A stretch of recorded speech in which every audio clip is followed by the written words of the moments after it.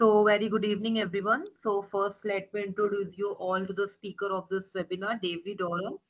She is having with over 15 years in higher education admission experience. Devery has expertly guided students into prestigious graduate programs also in the worldwide.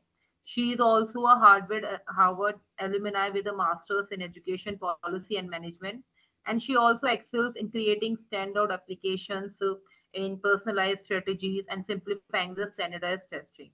Her proven success in securing the top tier placement reflects her deep expertise and a strategist approach. So now it's over to you, Devery. You can start now. All right, thanks so much. Hi, everyone. Thank you so much for joining today. So just kind of first off, my name's Devery. I'm a former admissions officer. I've worked with, students pursuing both undergraduate and graduate programs. Today, we are focusing on the graduate programs, which I'm always excited to talk about. So I went to Harvard undergrad, later went on to do coursework at the Harvard Graduate School of Education and earned my MBA from the University of Texas at Austin on a full merit scholarship. So I definitely have some experience. You've got firsthand experience on either side of the desk, both as a student, both as an admissions officer. So I'm excited to chat with you all a little bit today. For questions, let's go ahead and use that Q&A function. You can go ahead and start asking questions, anything that you hope will be answered today. And yeah, use that Q&A function and I'll try to answer throughout the presentation. And hopefully I'll get to your questions. If not, we'll definitely get to your questions at the end. So yeah, let's get started. All right, so a little bit about getting into grad school. Okay, so first of all, just as an introduction, we are both Manya and the Princeton Review.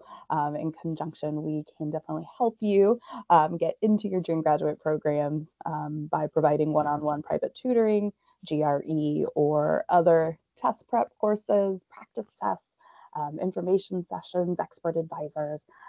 So definitely something that I know Manya will reach out to you about post session.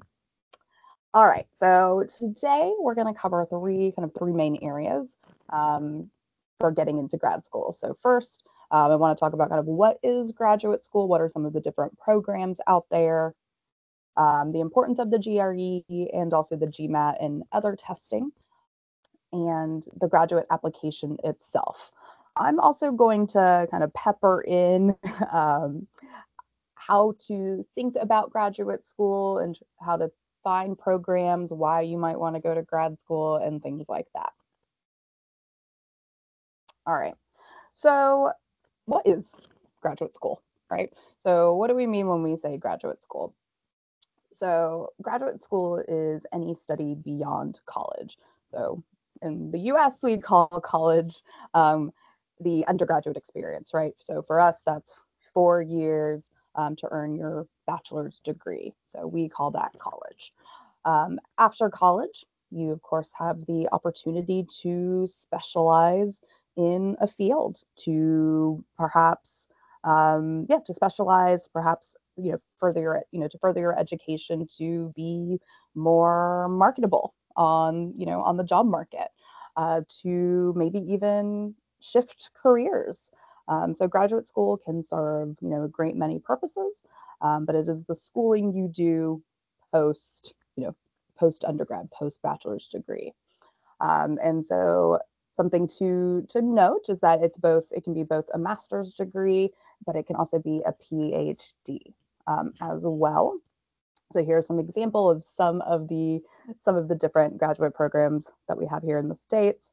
Anything from going to journalism school, doing a Master of Social Work, going to divinity school to study religion, a Master of Public Health, and then also, of course, pre-professional programs like law school, business school, medical school, but also programs in engineering, fine arts, and of course, a Doctor of Philosophy PhD programs.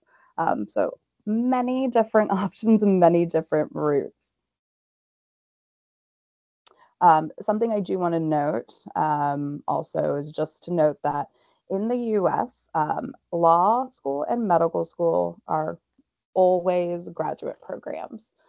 So, for students who know they want to be doctors or know they want to be lawyers, in the States, they still have to do a 4-year degree beforehand. They definitely can do some kind of prep work, right? Take classes that are going to prep them to get into these, into these institutions, but it is not something you study as an undergrad in the States. These are only graduate programs for us. Okay.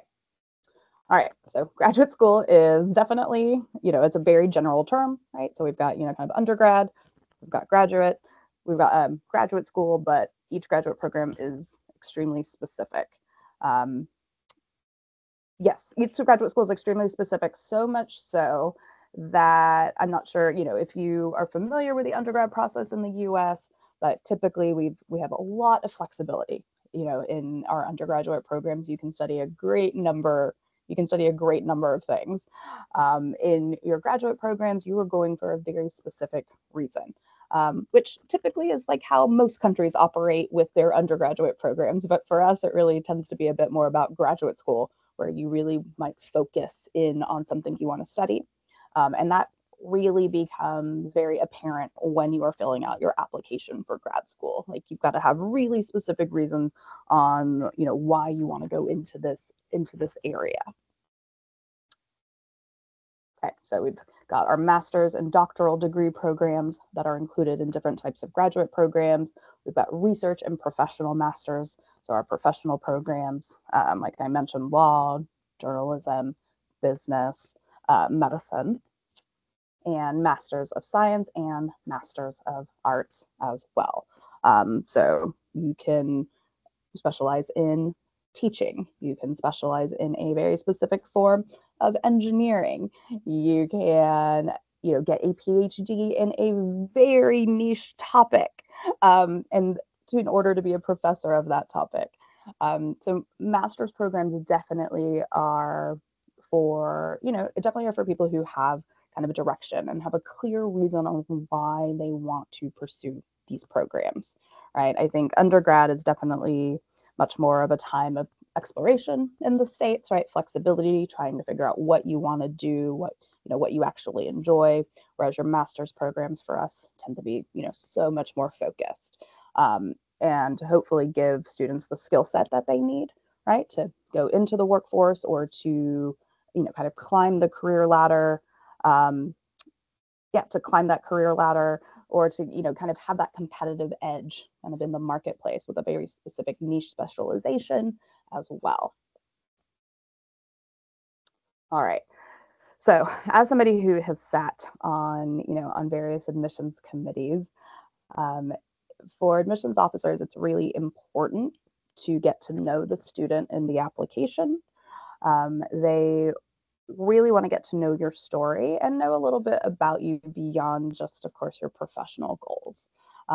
So while it is a very kind of specific application, they want to know exactly, how you've been studying this topic in the past, in the present, and why you want to continue to study it in the future, how their program is going to be the best fit for you, and all of those types of things. They also are trying to get to know you a little bit in their essays and the questions that they ask you. So they are hoping to see you as a whole person in this application process. They are trying to imagine you on campus. They definitely want you to succeed in this program. So they are definitely very sympathetic to students and any challenges that you've possibly been through. There's always space in an application to kind of add additional context for the admissions officers to know about. So they definitely like to get a sense of, maybe some challenges that have been in the way, how you've overcome them, if you feel they are, helpful in your application. They are definitely respectful of students and the institution when they are looking at your application. They want to make sure that not only are you a good fit for their program, but that their program is a good fit for you. Graduate school is an investment, right? It's an investment in time. It is an investment in money, to be sure. And when you're applying for these programs, they want to make sure that you've been really thoughtful about you, why you want to go into them, right? So they want to make sure that you're going to, of course, succeed, right? Succeed within the classes, do well with the classes, but also with whatever your long-term goals are, right? They want to make sure that this does make you marketable, right? They want to make sure that you are getting kind of the jobs that you're looking for, or whatever, or whatever your reasons are for going to grad school. They want to, help you to succeed. So they are definitely thinking about, is this college a good fit for you? But are we a good fit? Are you a good fit for us as well? So it's definitely, they're trying to make sure that this is going to be a value add for everyone. So they are going to, of course, be looking at your academics, a bit into your extracurriculars as well. Not as much as they do in undergrad, but definitely something they're still going to look into and try to get a sense of kind of your personal qualities and your work ethic, your reasoning as to why you want to go into their programs, both through your essays, your letters of recommendation, and likely an interview process as well. All right, so what do graduate admissions committees look for in their students? Definitely an interest in whatever the subject is, right? They need to know that you've either been studying it or pursuing it in some capacity, whether you kind of took courses as an undergrad. Perhaps you didn't really know you wanted to study the subject until after you graduated from your undergrad with your undergraduate degree. So you started pursuing the topic on your own. Maybe you took additional courses, you've been doing Coursera courses, you've been reading about the topic, you've been trying to get experience and maybe interned to try to or shadow to try to explore this possible field. They definitely want to know that you are interested in the subject matter and why you're interested in it, right? What do you want to do with it in the future is a big piece. They are definitely going to look at your research and professional experience. So, especially if you're applying, pretty quickly after, undergrad, they know you may not have as much professional experience, right? As if you did, if you, were applying 5 years after college, after you worked a little bit. So they're going to be looking at all the things that you have done, right? So any research experience you maybe have had, both as an undergrad and, what post-graduation, any professional experience that you've had, and maybe and also things that you've done outside of the classroom, like I mentioned, any extracurriculars that might support your interest in the subject matter. Right? So they really want to make sure, again, that you're being very thoughtful about what you want to study. All right. And just like the undergraduate process, they are looking for strong academic backgrounds. So strong academic backgrounds, what does that mean? So that means a few things, right? That's definitely going to be your undergraduate GPA, right? How did you do overall? They're going to look at all the classes that you've taken, especially any of the classes that relate to the topic that you're going to study. They are going to, they're also going to see, maybe, well, let me rephrase this.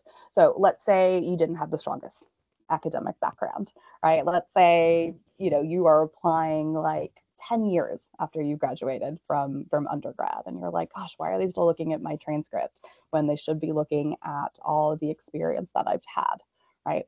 They're still going to be very seriously looking at your transcript because that is typically, that's evidence of how you perform within the classroom. But with 10 years of experience, you also get to show them, how you actually do this job, right? How you do jobs, how, you're very, you're good in the workplace and you have all this evidence.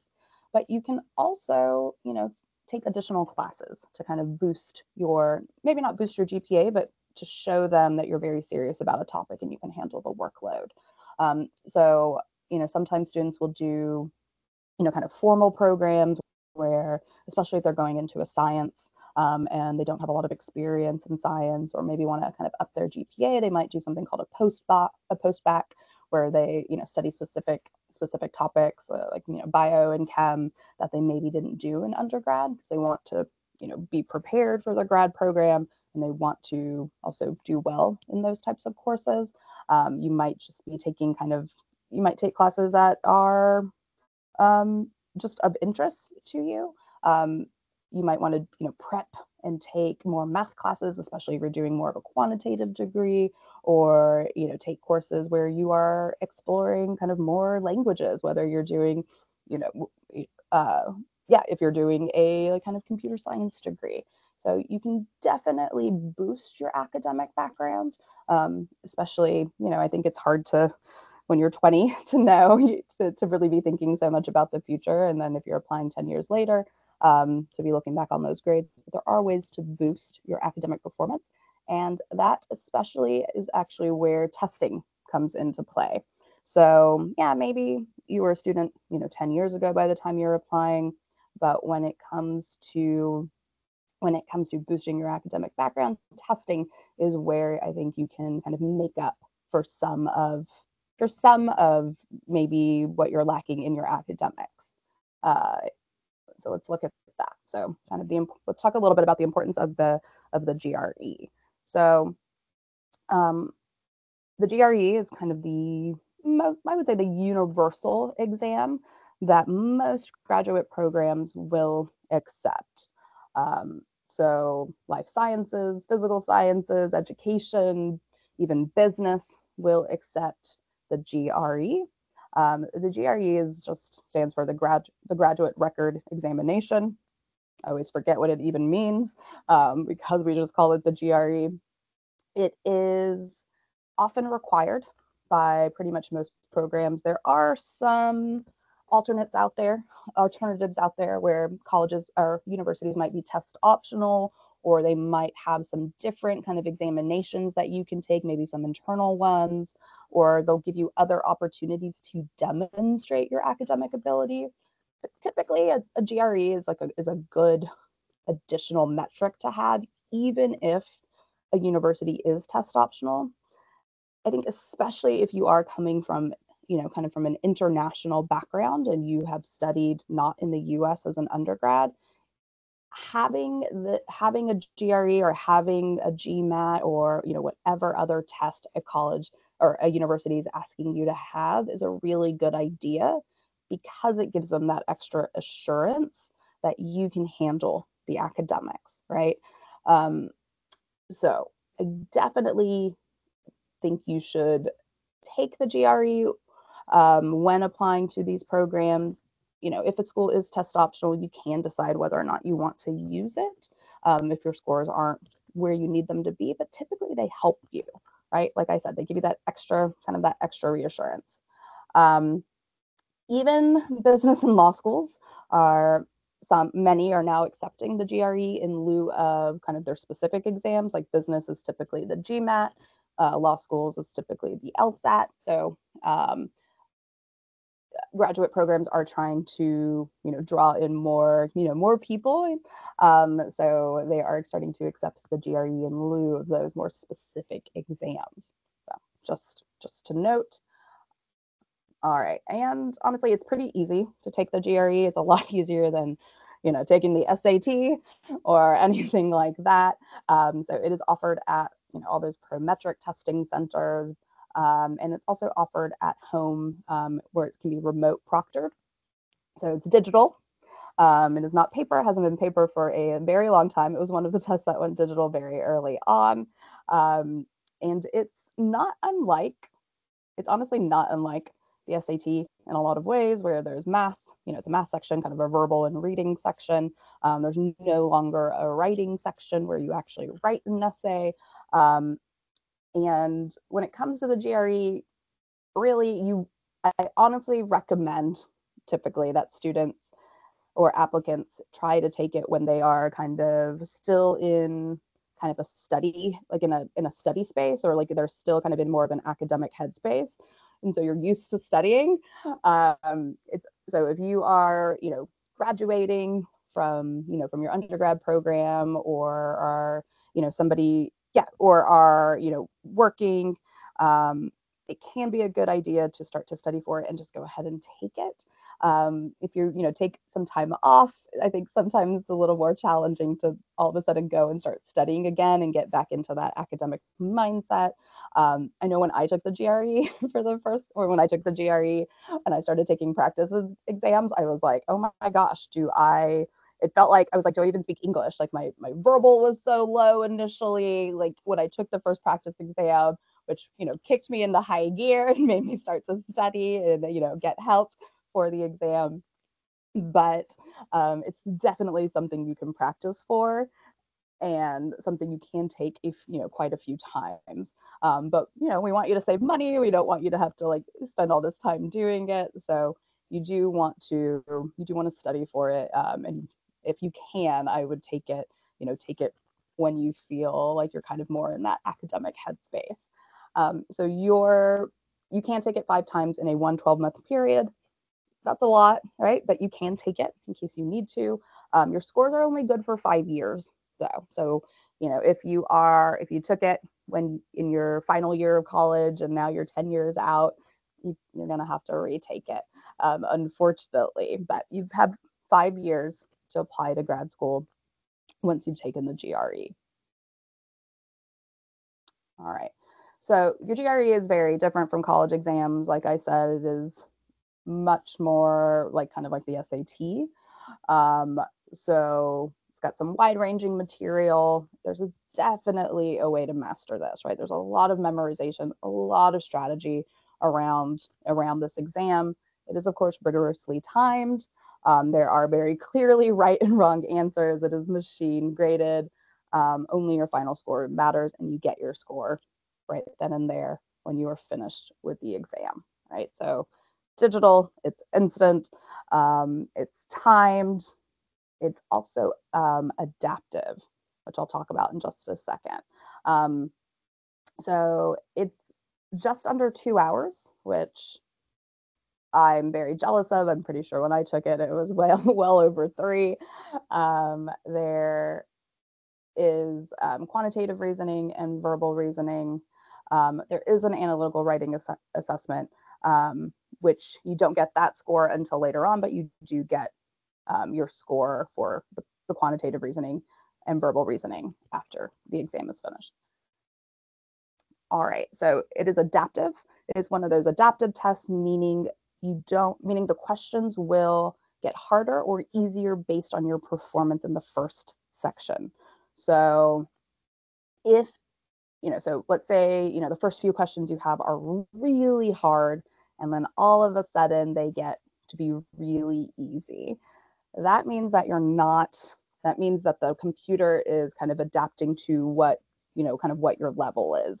So if you have the first questions are really hard and then all of a sudden they're much easier, that means you're not doing that well on the exam. If you're doing all right, getting some right, some wrong, you're going to have a mix of questions. And if you're doing well, the questions are going to remain very difficult, very challenging. Because it's an adaptive test, it can definitely get in your head, right? You might say, all right, well, those first 2 questions are really hard, and now these seem really easy. Am I doing really poorly, or do I know the material really well?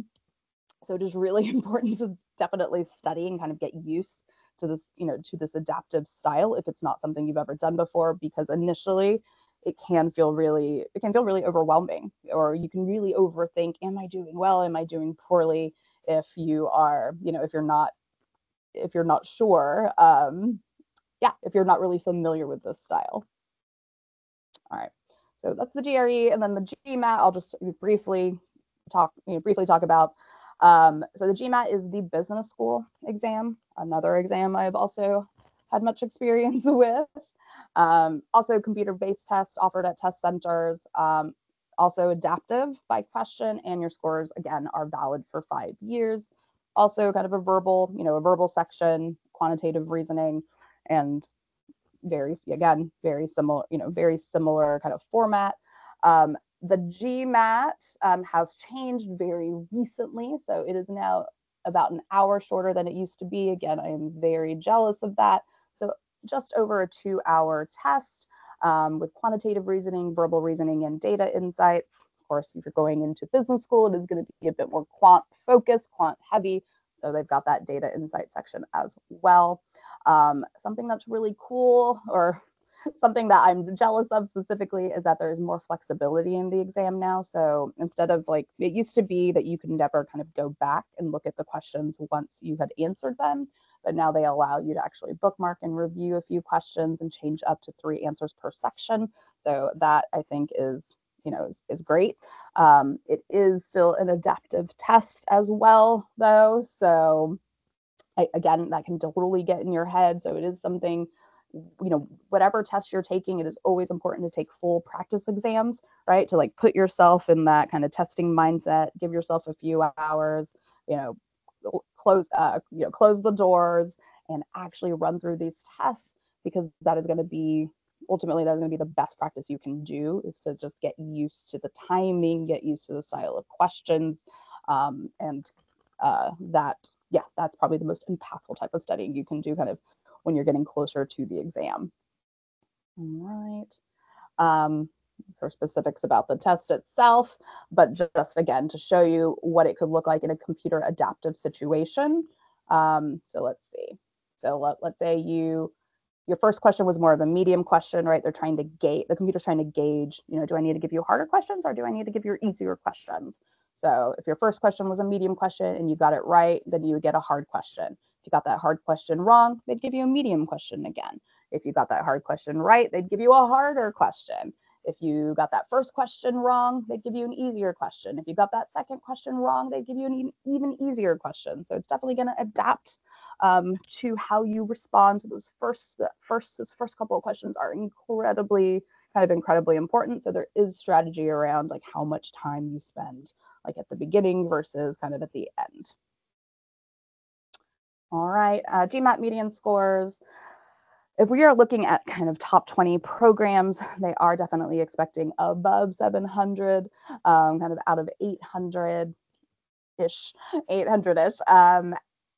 So you always want to check kind of what the typical score range is at an institution, and you want to strive to be at least within the middle 50th percentile, but I would say the top 50th percentile it would put you in a much better position. So if you're at least in the kind of the top half of the class, whether it's the GRE, the GMAT, or any other exam, that's going to put you in a much better academic position than being in kind of in that lower quartile or the lower half. Doing really well on these exams, like I said, can definitely help make up for maybe poorer performance in some of your courses, especially if they were a long time ago, right? So these exams are pretty important to, I would say, definitely the top institutions. So the better you do, the better you definitely are setting yourself up. These exams, I would say, are definitely more important than the SAT is, right? I don't know how familiar you are with the undergrad process in the US, but like the SAT is a great metric. It's still important, but it's not everything. Academics weigh much more in the grad process than they do in the undergrad process. And so having higher test scores and having really strong undergraduate GPA are honestly incredibly important in this process. All right. So before we get to the graduate school application, now that I've kind of talked about kind of those basics, I want to see what your questions are, because y'all have been giving me some and I want to answer some of these. So let's see if I can read them. All right. Let me see. So Q&A.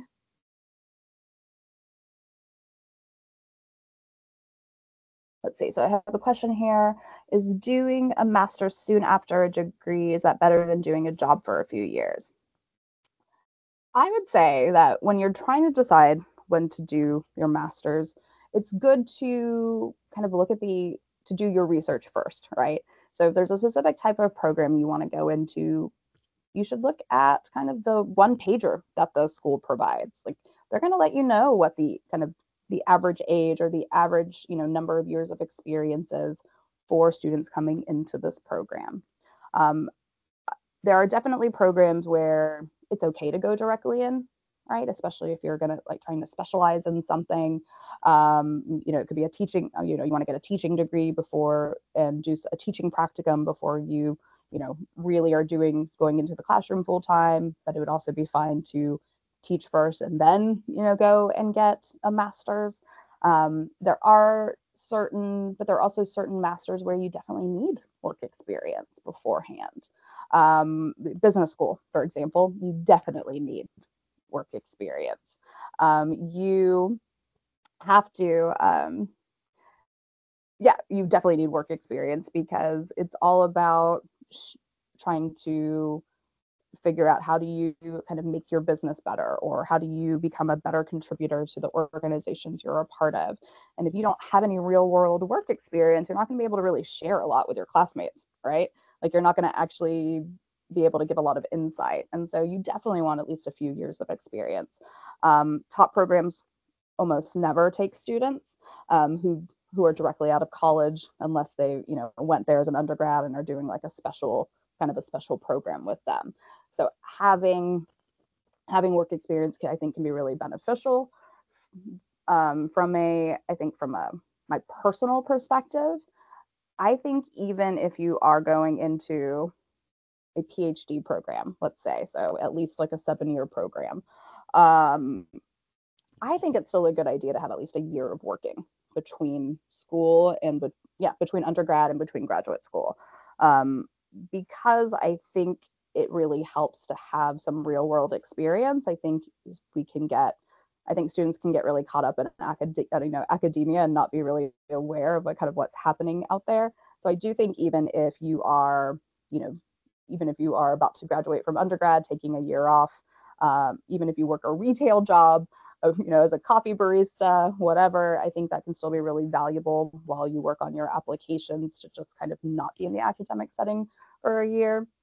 But, for others, it really makes sense to go straight through. They have a goal in mind. You want to get closer to actually be, practicing whatever it is that, their career path is. And so they want to go straight through. Certain degrees, though, definitely are going to want more experience than others. So you definitely want to look at kind of those average years of experience when deciding whether or not to apply directly. Let's see. All right, next question. What is considered a good GPA for top universities? And do we need to get a credit evaluation or submit the original transcripts? Oh, good question. So a good GPA will also be listed on what the school expects, right? They're going to publish their stats, right? On average, this is what our GMAT score is or what our GRE score is, but this is the range of students that we've accepted, right? Here's what the range of GPA. So it's going to vary, right? I think, of course, the more A's you have, right, the better. And I think especially the stronger marks, the stronger grades you have in, the area that you're going to study, absolutely the better. But it definitely will range from school to school. But the stronger your grades are, the stronger you are in the pool. Do you need to get a credit evaluation and submit the original transcript? They are going to ask for your school for your colleges to send transcripts. They do like to have official transcripts. They will typically do verification, or they will give you the name of a company where you can submit your transcripts. The company will verify, and then you can send them over. If they need to be translated, they also will have services on their websites that they recommend for you. But yeah, they will definitely ask you, or they'll make it very clear if they need, kind of any transcript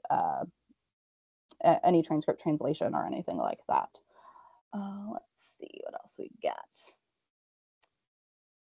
Where's the subject? What is the eligibility for getting aid? That's a good question, and I don't have any slides on that.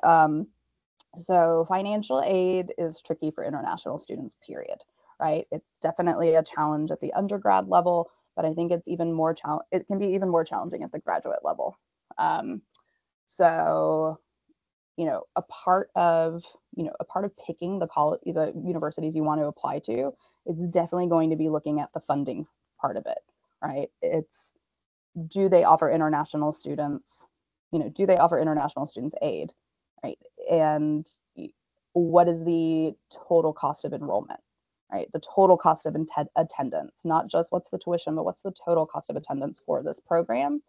And is that something that you can afford, right? Because if they do not offer aid for you, then it's probably not going to be the best fit, right? So you definitely need to look to see, do they have merit-based scholarships for international students? Do they have any need-based scholarships for international students? Is this something I can actually afford?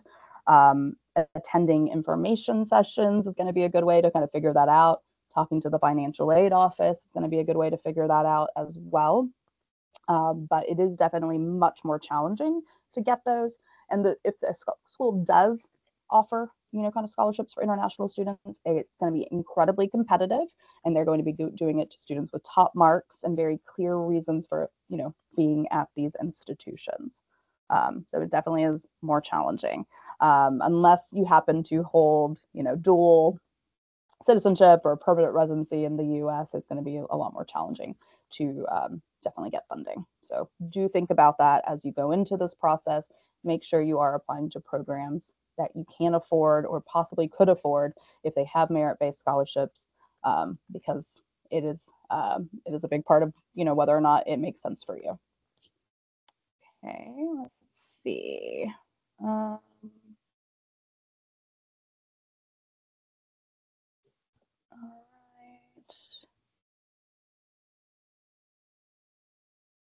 Okay. And then when it comes to taking other exams, I would say, if a school gives you the option, GRE versus GMAT, or they have they have a different evaluation you can do. I would take, if I were applying just to grad schools, just to MBA programs, I'd probably still take the GMAT in most cases. But if I felt more comfortable with the GRE, I would take that, especially if I knew I could do better on it. But if a school gives you options, they give you options, and they're still going to give you a range of scores for each of them. So you just want to make sure you're getting in the top, at least in the top half of whatever they're asking you to do. Otherwise, yeah, they need that kind of metric to be able to compare you to other students, but to also just make sure that you can handle the workload and be able to do it well. They want to make sure you can succeed in their programs. All right. Better to take. Okay, I just got a question here too. So what is better, a master's in management or an MBA? I would say it really depends on your goals. A big part of some professional degrees, I think especially in MBA, is of course learning a new skill set or refining your skill set. But it's also about networking, right? It's about expanding your network. And if that is a big piece of why you are going to grad school, for your network, then you want to be able to make the most out of it, right? So I believe a master's in management is typically a year-long program, or an MBA is typically a 2-year full-time program. I think a 2-year full-time program gives you more opportunities for networking, gives you more opportunities for internships. So I think often an MBA can make a lot of sense, but a master's in management can also make a lot of sense if you are already, you're working, you want to do it part-time, or you want to only be out of the workforce for 1 year versus 2 years for whatever reason. So it kind of depends on what your goals are, to be quite frank, and how much time you can take out, right? Can you afford this? Can you afford the time? Can you afford the cost? What are your goals? Is it just purely networking, or is it to kind of upskill? You have to think about what makes the most sense for you. So I wouldn't ever say there's really a better option kind of universally. It's really going to be what's the best option for you, what makes the most sense. All right, awesome. Okay, I'm going to pause on questions for a moment, and let's go ahead and go to the actual graduate school application. All right, so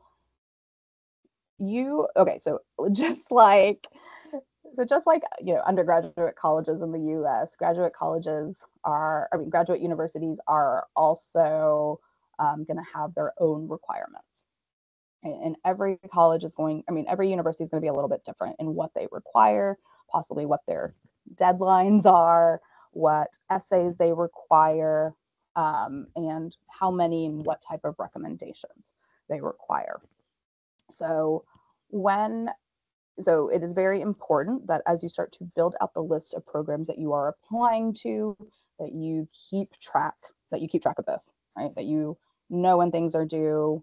Sometimes you can apply in different rounds, especially when it comes to business school. You have an early, round 1, 2, and 3 in most cases. It's definitely more competitive in rounds 1 and 2, and much more difficult to get in round 3. So you want to be aware of deadlines. You want to be aware of all the many essays that these uh, these programs are going to be asking for you to write. And of course, you want to give recommenders enough time to write these letters and be able to chat with them about it kind of beforehand. Um, Something else to think about is that many programs also interview, right? So if they interview, thinking about, definitely prepping for that, and making sure you know what you want to highlight both about yourself and why you want to do that specific program. Um, so I'll talk about essays in just a second. But yeah, just make sure you know what each of these schools require, because it's like, yeah, just like in the US, like it's never a universal thing. So it could always be just a little bit different at each institution. All right. So your graduate school application is definitely going to have college transcript or college transcripts if you were at multiple institutions or have taken courses since you graduated. Or if you've already done the master's or a different program and you're applying, they'd also love to see, any other grades that you have. As we said, letters of recommendation, application essays, your GRE or other test scores, and extracurriculars. You are not done with extracurriculars. Once you apply to, your undergrad college, it is still something that they expect to see.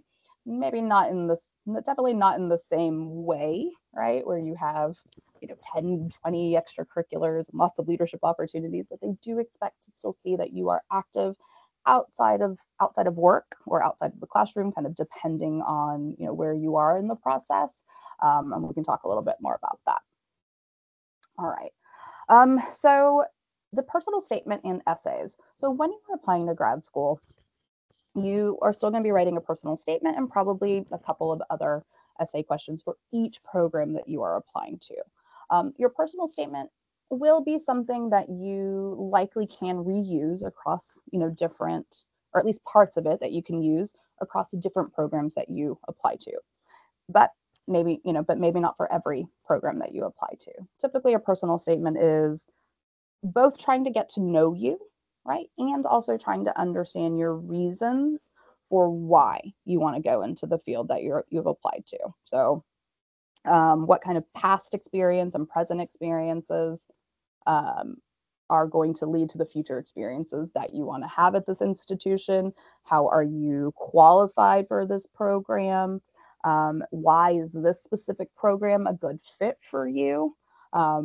They're really looking to see why are you a good fit?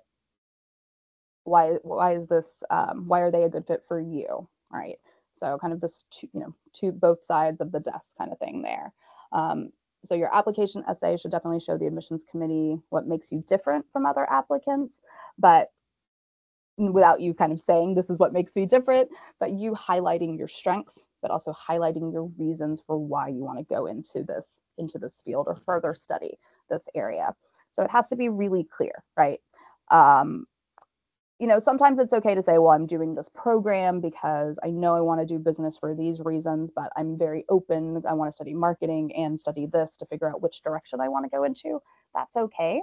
But really, with grad programs, they really want to see kind of that you've been really thoughtful about why you're applying. So, I've been studying this in undergrad. I've been working in this field. What I found is that I really enjoyed this very specific topic that I'm working on at work, and I want to be able to focus in on that. So I want to go and do this program so that I can show them I had this specialization and this is what I can work on kind of after. Right? So it's okay, right? So maybe they're naming companies, they're naming naming companies that they want to work for in the future, specific job, job recs that they, want to be able to apply for, different titles that they hope to get, what their goals are ultimately, like what they want to work on.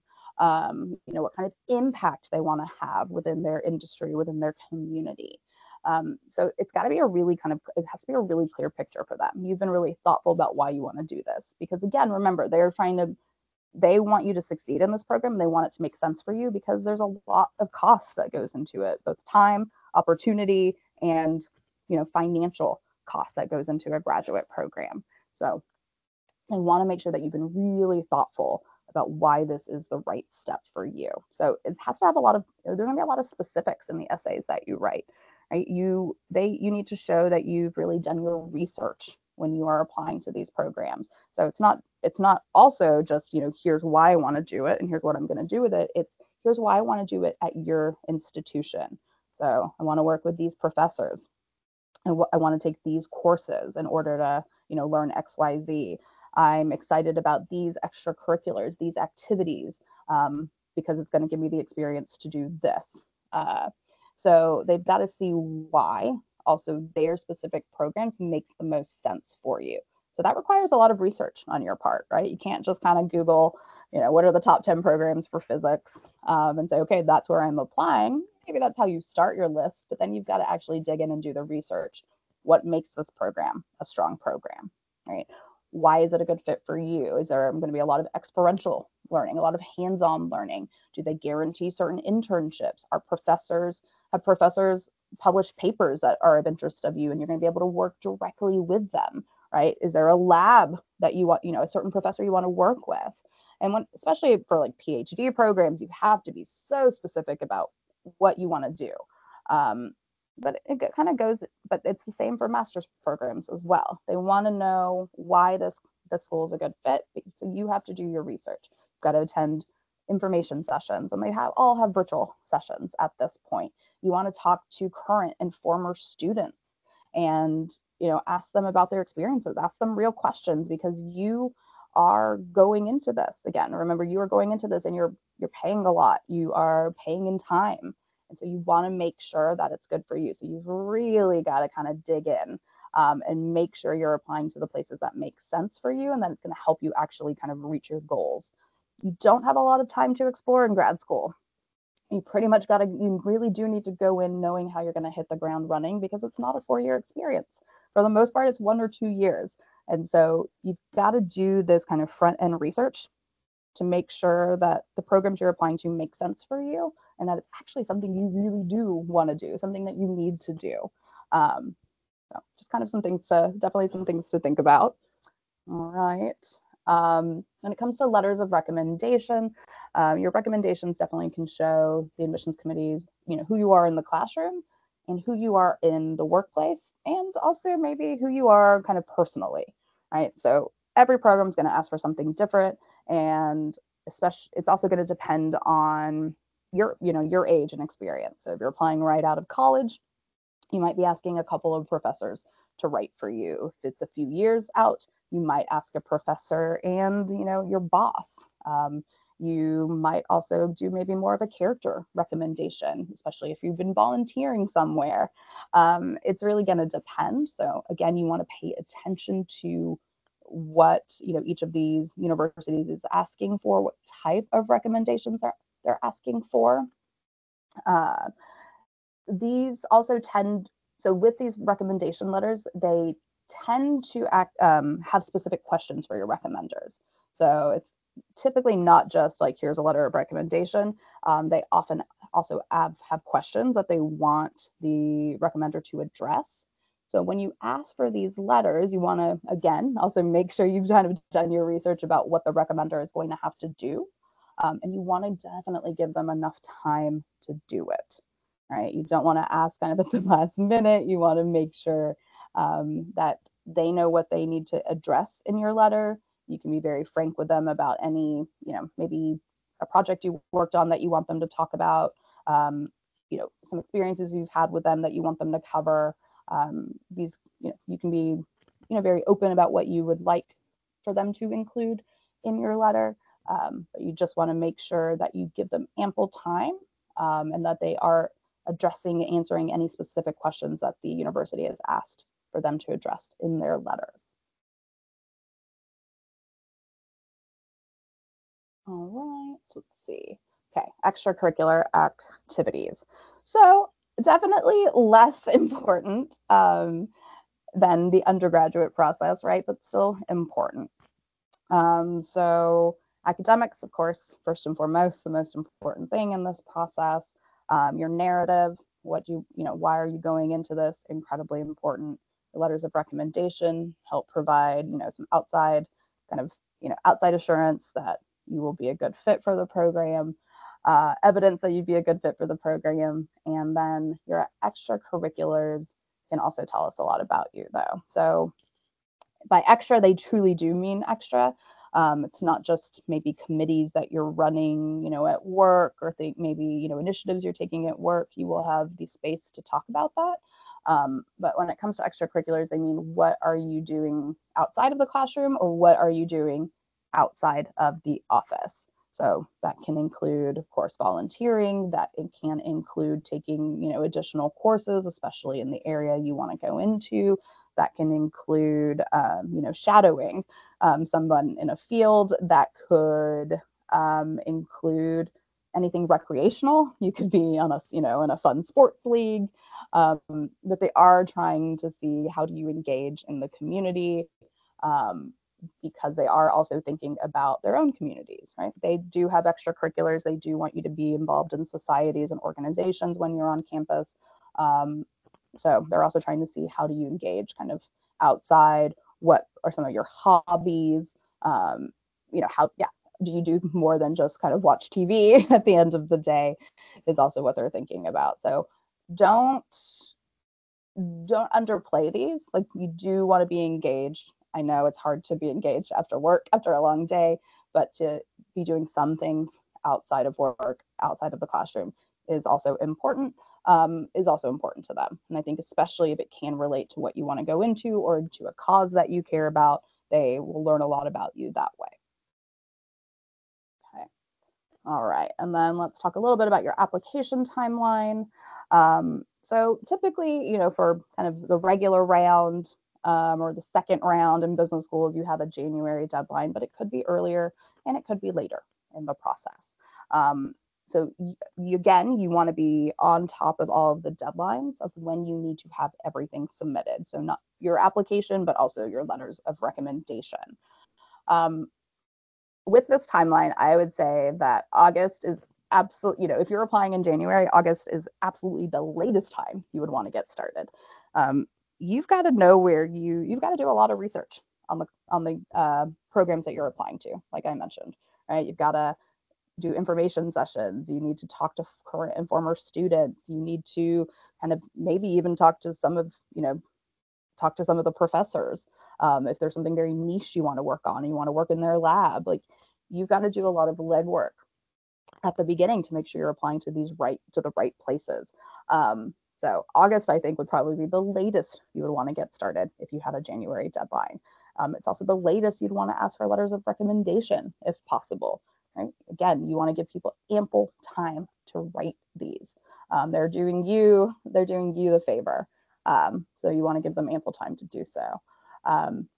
You would also need to be starting your essays by August, right? You would have to have very clear reasons have already thought about, why am I doing this, right? Why do I want to spend the next year, 2 years, 7 years in this program?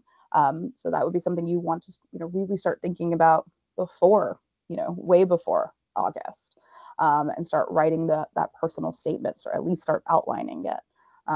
By September, you would want to request your transcripts. If you're applying in January, you want to request your transcripts from your institutions in case you do need to have them kind of go through some type of, certification website, some types of translation website. And so you want to officially request those and get those sent off to the places where you're applying. You want to be working on your essays kind of continuously. In October is when early applications, sometimes round one applications, are due. So you'd want to move this timeline up if you've got applications due in October, and just kind of keep working on your application throughout the next few months, right? Editing essays, making sure you are still doing your legwork, understanding, talking to people in the program, making sure it's a place that you want to be, doing these information sessions. If they happen to be coming to your local area, going to see them. If they're doing a live information session, if you get to visit, that would be amazing too. Again, good ways to demonstrate your interest and show them that this is a place that you really want to be. But you got to get started early on this, and you've really got to get started on the research piece and the why you want to go into it. It really shouldn't just be because I don't know what else to do, right? You, because like I said, you don't have a lot of time to really kind of explore. And if you go into grad school with a bit more, if you go in with purpose and kind of goals in mind, that's going to set you up in a lot better position than going in and saying, well, I'll just figure it out when I get there, right? Like you want to be able to hit the ground running, and you want to be able to articulate that in your application. That'll definitely give admissions officers a little more peace of mind. So you definitely can get into the graduate programs that you want to with, prep, right? With GRE, with GMAT prep, with really thinking through your narrative, with doing lots of research and making sure this is where you want to go. When I was applying to my business school programs, I talked to so many people, right? Current students, former students, what they like, what they didn't like, how it set them up. If you needed to kind of go in with a lot of purpose, or you would have time to explore, what specific programs were like, what the culture was like, because I was definitely nervous about leaving California and going home to Texas, like so many things that you have to consider. And so there's so many steps that go into this, especially into putting together an effective application. But with enough time and prep and a very clear, purpose and narrative, you can absolutely put together a very strong application and have a really good chance of being admitted. All right, so we definitely have time for Q&A, so I'm going to start going through the rest of these posts here. All right, let's see what we got. Okay, so what do top universities look for in students taking a gap year right after their undergraduate program? And I would say it really varies, right? So if you were very focused as an undergrad, right, and you are going into a program that you've honestly been preparing for, right? You're like, yeah, I was a chemistry undergrad major. Now I'm going to do a very specific, chem masters.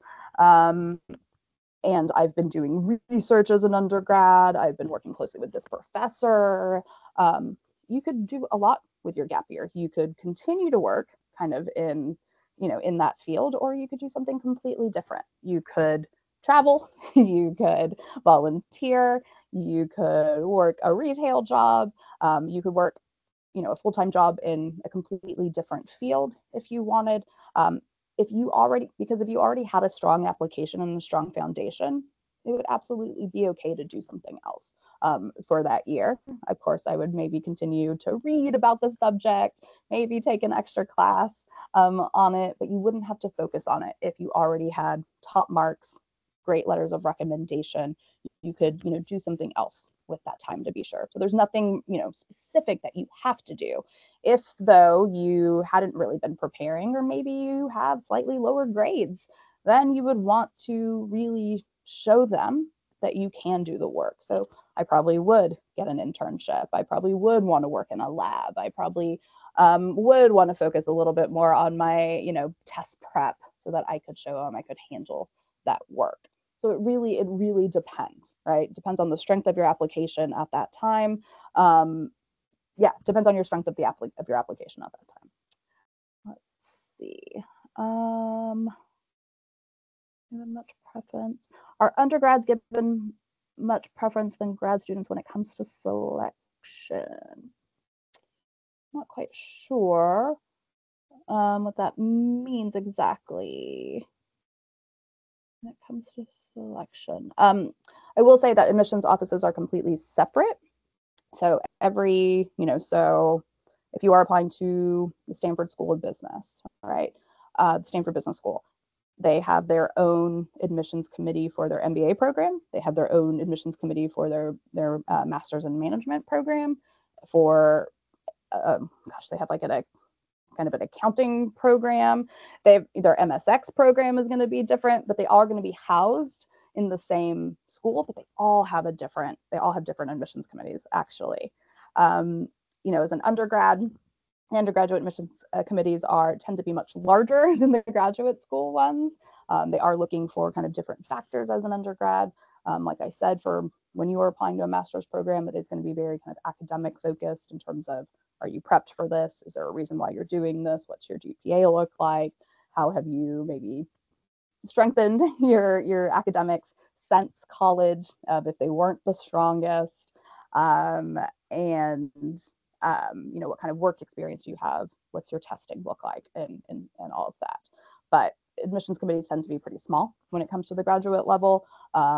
They also tend to be people who maybe have studied kind of in that area or know the program really well, and they're still trying to, and they're trying to build a community, build a class of students who are going to succeed within the program.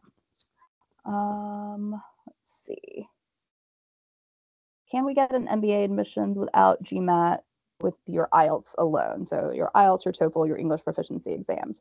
It is possible, yes. There are definitely programs out there that do not require testing, right? I just think testing is something that strengthens an application, especially if you've done an international program and they're not as familiar with your undergraduate university or your undergrad, like kind of your undergraduate education system. But there are lots of programs out there, maybe not the top programs, but programs out there where they're test optional, they don't require testing, they have alternatives you can do, maybe kind of an internal assessment, and versus doing the GMAT or the GRE. So if you're flexible in what you want to do, yeah, there's absolutely programs out there. I'm working with a student right now who's applying to education programs in the US. She does not want to take the GRE, does not have time for it.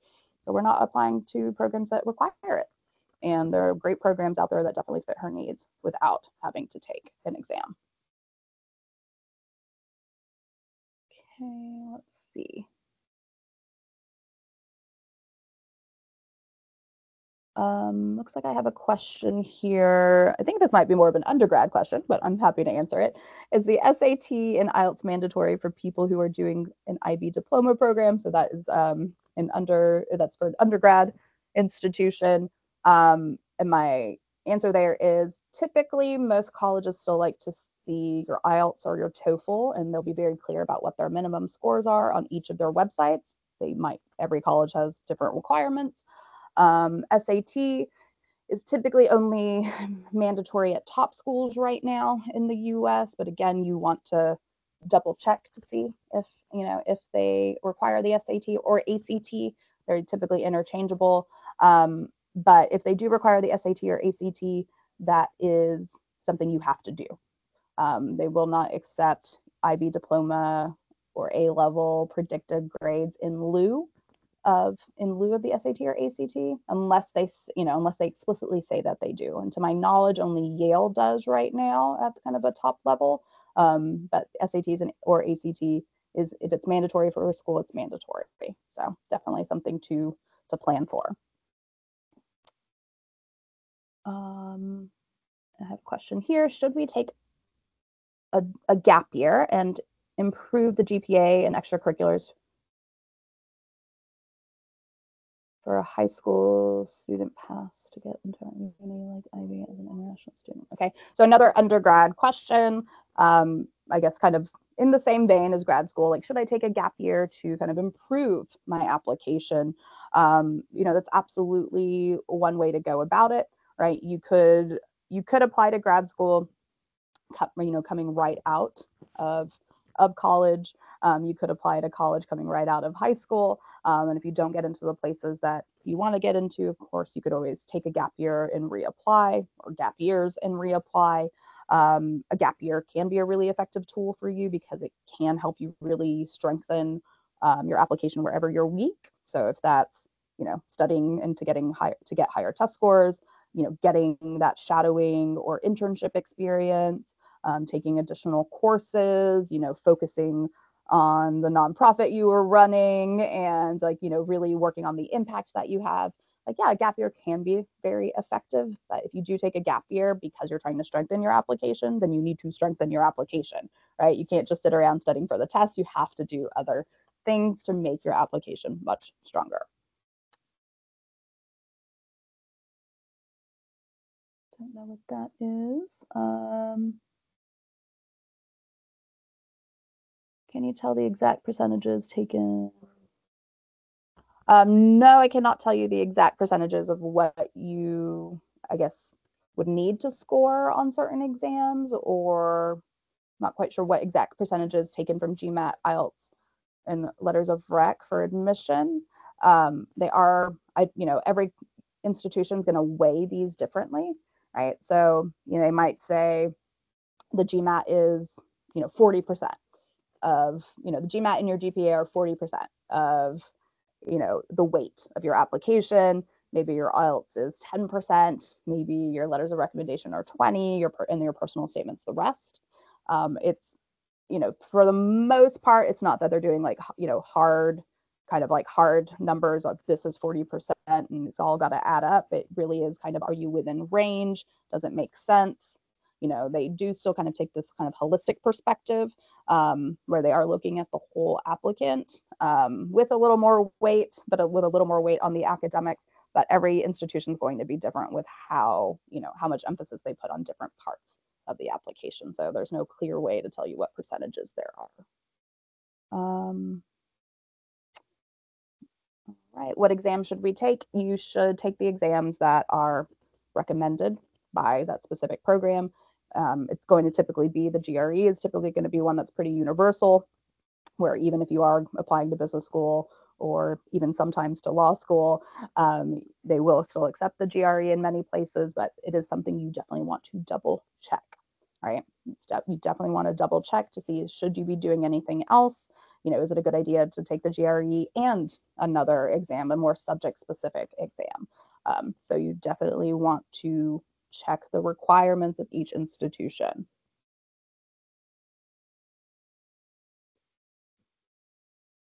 Simple, organized manner. So I have a question here. Is it a good idea to be straightforward in the statement of purpose, the SOP, in simple and organized manner? For people say it's boring to be straightforward. So when it comes to like kind of your essay structure, it's definitely okay to be straightforward. I'd say it's fine to be straightforward. Try to make sure that there's personal anecdotes in there, right? Make sure we're learning kind of about your past, why this is important to you. We get, you pepper in some facts about yourself, but it's totally fine to be very straightforward in this statement of purpose, right? Because it is a bit more academic, right? It is a bit more, or kind of, it's a bit more about your career path and why you want to go into it. So it's fine for, kind of each paragraph to be very clear, to have like a kind of a very clear opening sentence of what they're going to learn about you. Yeah, maybe it's a little boring in structure, right? But it's got to be clear. This is not the personal statement of the undergraduate, the common application where where you're just kind of, talking about your personal qualities. This is something that will combine your qualities, your background, your interests, and your future. So it is okay to be straightforward, but hopefully it's not just, academics, and hopefully we do get a sense of you in the essay. But yeah, making it easy to read, being straightforward, it's not a bad thing in this process. Let's see.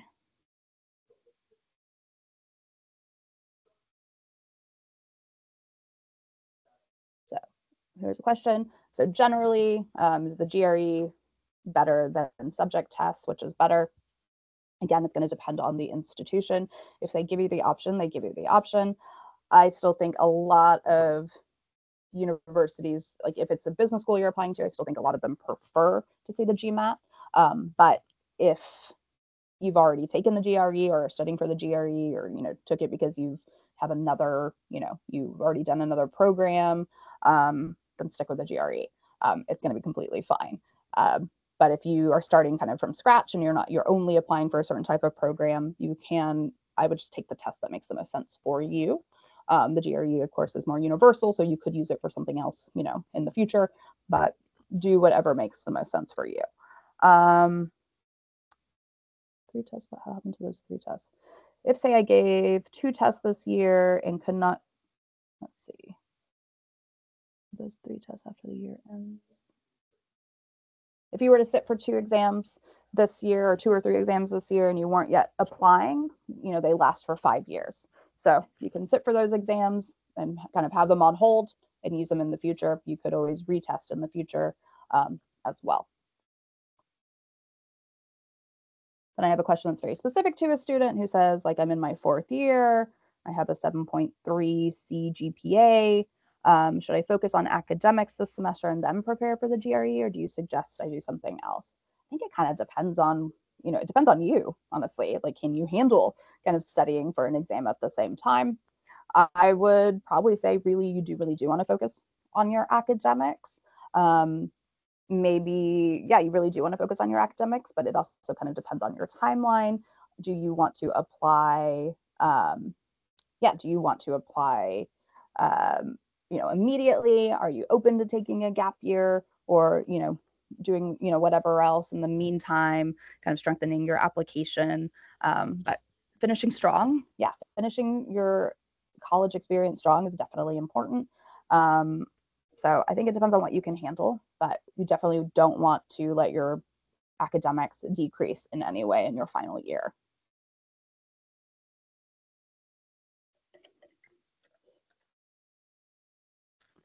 So I think finding, graduate programs themselves can, I have a question here. It's like, how do I find the right course for me?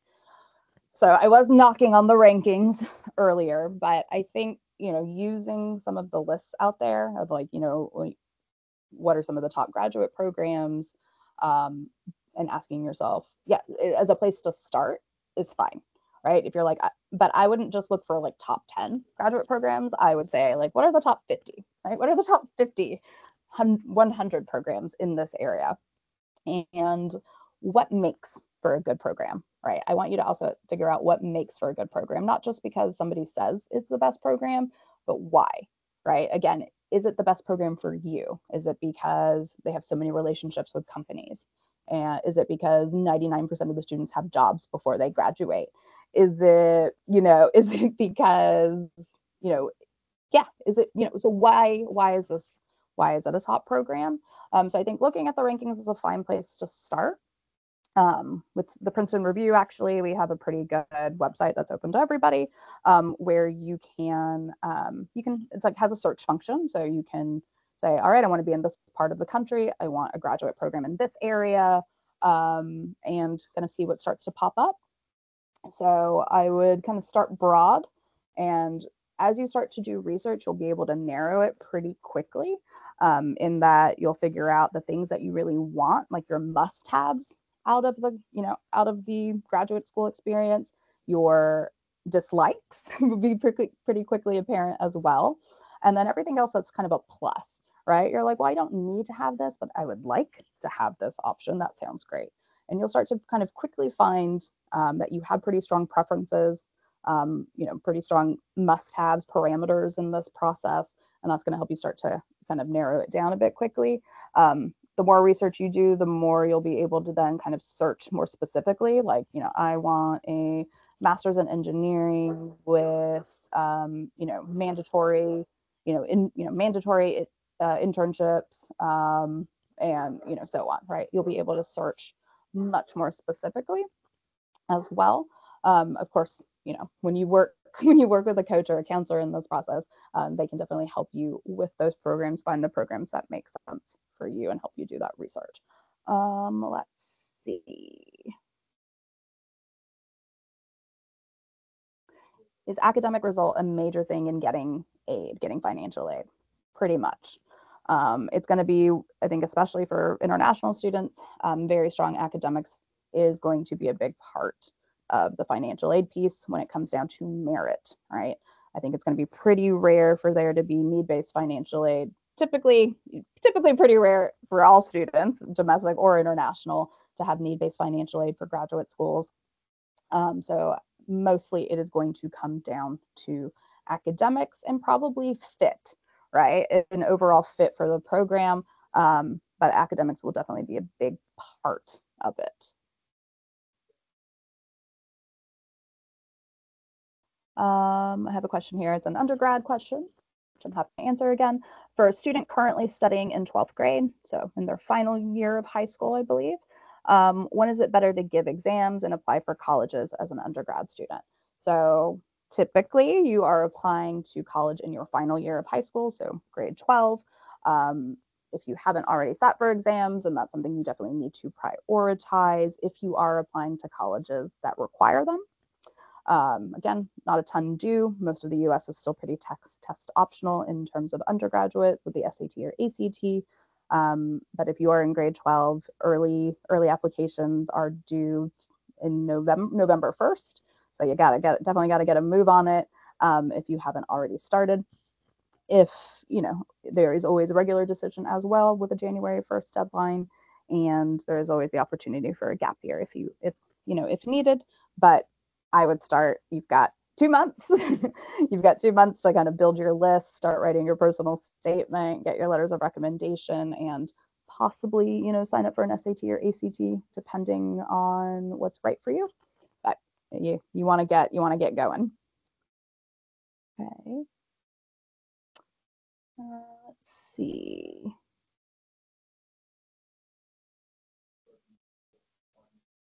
Planning to take a gap year.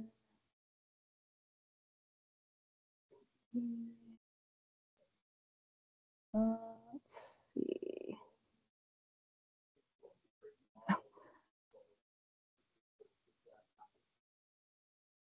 The GMAT is like a business school exam. So the GMAT is another digital exam. We had a couple of slides on it, but it's just for business schools. The GRE, however, is more of a universal exam for most graduate programs, and like I said, many business schools will accept the GRE in lieu of the GMAT. All right. Should we drop?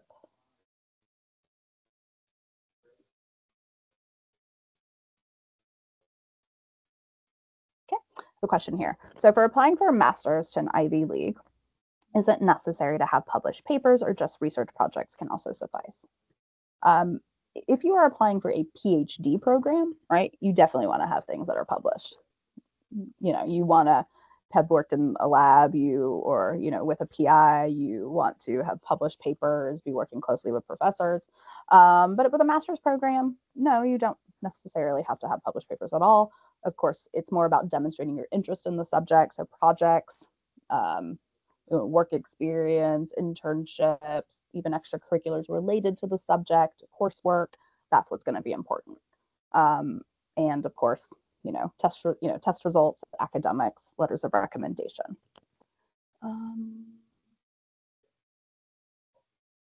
Does having a gap year in your career affect chances of getting into top universities?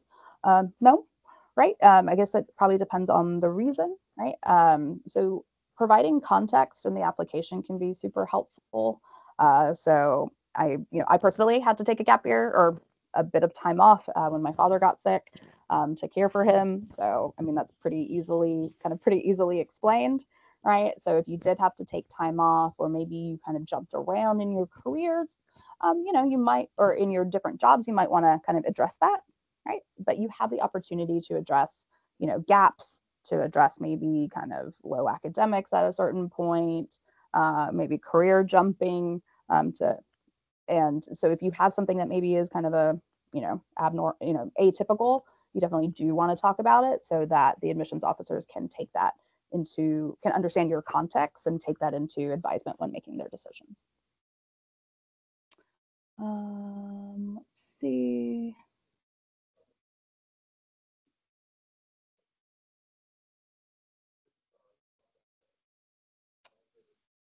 Okay. All right. I'm gonna say y'all can go ahead and get in your last few questions. Just trying to go through these. There's a question: what is the difference between a statement of purpose and a personal statement? They're kind of the same. I was literally reading a kind of a post on it that Carnegie Mellon University posted about the statement of purpose and the personal statement, and it's not agreed upon what the difference is. A lot of people say they're the same thing, but it's, I think as long as you are including kind of background information, helping the for grad school, right? Helping the admissions officers understand who you are, kind of, again, your past and current experiences that make you want to go into your field, how you want to work in this field in the future, what you want to accomplish in the future, and then, of course, relate it, when it gets more specific to that university, relate it to why you want to be there. You should be in pretty good shape. If it were a personal statement for undergrad, again, that's very different because that is not about what you want to study at all. It's actually more about your character. But when it comes to grad school, they are similar, if not the same thing.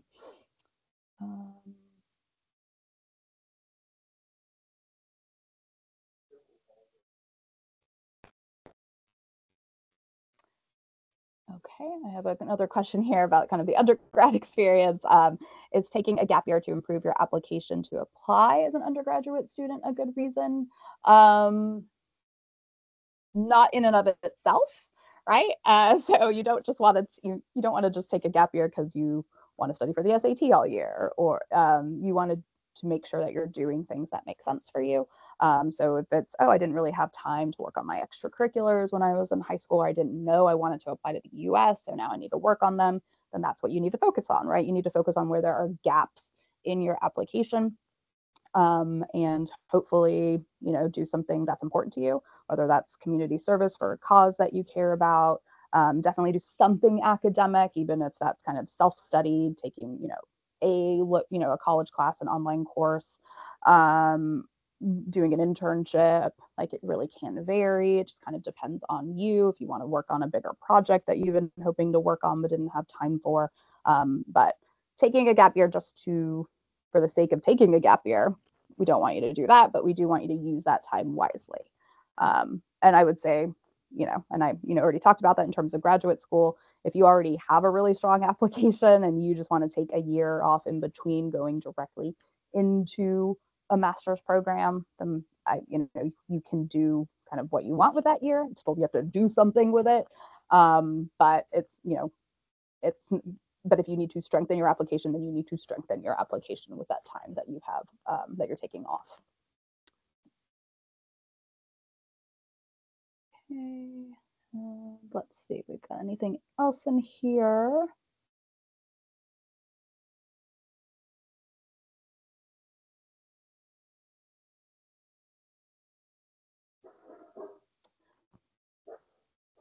All right, so when you're putting your whole application together, admissions officers want to definitely get a sense of you as a person, but also a very clear sense of why this makes, why doing this program is right for you. Your information can definitely complement. Like, when you're writing an essay, or talking about your activities, or talking about what you want to do and why. All those different essays can definitely complement one another. So they can kind of feed into each other, or they can also be different, right? We just want to make sure that no matter what you're doing, it's new information, and it's not like you're not just saying the exact same things over and over.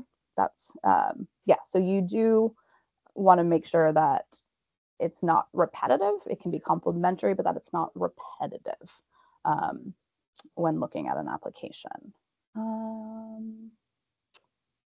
Okay, and I'm going to take, I think, one more question so that we can wrap up here.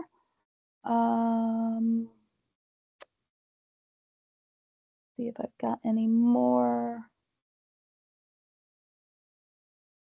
that I missed.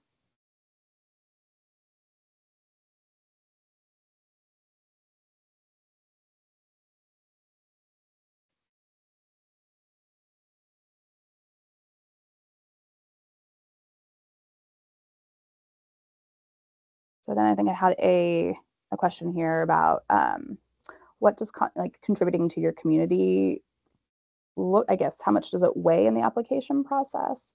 I think that's going to vary. I think it's going to vary based on what you've been able to kind of accomplish and why you're doing something. And also, in some cases, if it relates to what you're studying, I think that can also be helpful. So I don't think there's there's no real way to measure that, but I will say that it is important to be doing something, in your community. If you, whether that is an extracurricular, volunteering, um, starting some initiative to make, to help others. In some capacity, you definitely want to be either going outside of your school if you're, still an undergrad, or you want to be going outside of work, right? You want to be engaging outside of your bubble in some capacity. I think that is important no matter what, even if you're not applying to school. So can't tell you how much it weighs, but I can say it's definitely important to do something that's, outside of either work or school. All right, great. So I think that we've kind of answered most of the questions, and we've got, some repeats in here. But so I want to kind of thank you for your time. I know in the chat that we've got some, some great, we have some good links here. If you have any other questions or want to talk a little bit more one-on-one about your own application, how to strengthen it, want to talk more about the specifics. I know this is a bit general, but graduate programs, there are so many of them. So if you definitely want to take some time to chat with Manya, we've got that information in the chat. And I'm going to pass it back to y'all.